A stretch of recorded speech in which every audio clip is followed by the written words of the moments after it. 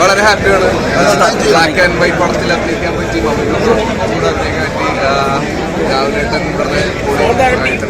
നമ്മുടെ പടത്തിനെ പറ്റി നമ്മളെങ്ങനെയാണ് അറിയില്ല. നമുക്ക് എന്തായാലും എങ്കിലും മമ്മൂക്കയുടെ പെർഫോമൻസ് കണ്ടിട്ട് നട്ടിയോ? പിന്നെ തീർച്ചയായിട്ടും അത് ഡയറക്ടർ നിന്ന് കണ്ട് ഞെട്ടിക്കൊണ്ടിരിക്കണായിരുന്നല്ലോ. ഞാൻ എല്ലാ ഇന്റർവ്യൂലും പറഞ്ഞായിരുന്നു.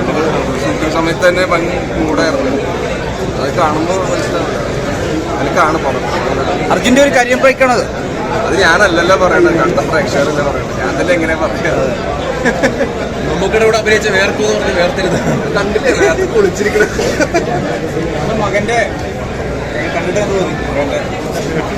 ഞാൻ പറഞ്ഞില്ല പിന്നെയും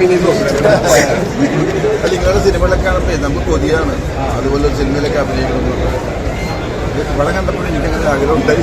നല്ലൊരു വേഷമൊക്കെ കിട്ടണമെന്നുള്ളത് എല്ലാവരും നന്നായിട്ട് 4 ആർട്ടിസ്റ്റിനെ വെച്ചിട്ട് ഗംഭീരമായിട്ടൊരു സിനിമ ഉണ്ടാക്കാമെന്ന്. അത് ഒറ്റ ലൊക്കേഷനിൽ വെച്ചിട്ട് അത് കണ്ടായിരിക്കത്ത് നമ്മൾ പറഞ്ഞേക്കാളും അത് കണ്ടാലാണ് അതിൻ്റെ ഭംഗിയുള്ളത്. ഇതുപോലത്തെ സിനിമകളൊക്കെ ഇറങ്ങണം. ഇടയ്ക്ക് ഇങ്ങനത്തെ സിനിമകൾ ഇറങ്ങണം. നമ്മൾ സാധാരണ കാണുന്ന കമേഴ്ഷ്യൽ സിനിമ എല്ലാം ഉണ്ട്. ഇതിൻ്റെ നമുക്ക് വേറെ ലെവലാണ്. ഇത് ഓരോന്നോരോന്ന് ഇങ്ങനെ പരീക്ഷണം നടത്തിക്കൊണ്ടിരിക്കുകയാണ്. എന്താ പറയുക, അതിന് വാക്കുകളില്ല.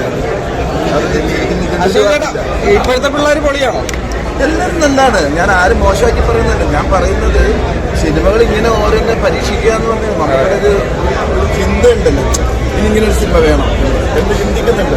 അതൊരു വ്യക്തി തിരഞ്ഞെടുക്കുന്ന ഡയറക്ടർക്കാണെങ്കിലും പ്രൊഡ്യൂസർക്കാണെങ്കിലും ഒക്കെ ആ ചിന്തകൾ വരുമ്പോൾ മമ്മൂക്കയിലേക്ക് എത്തുന്നു. മമ്മൂക്കത് ഏസ് പറയുന്നു.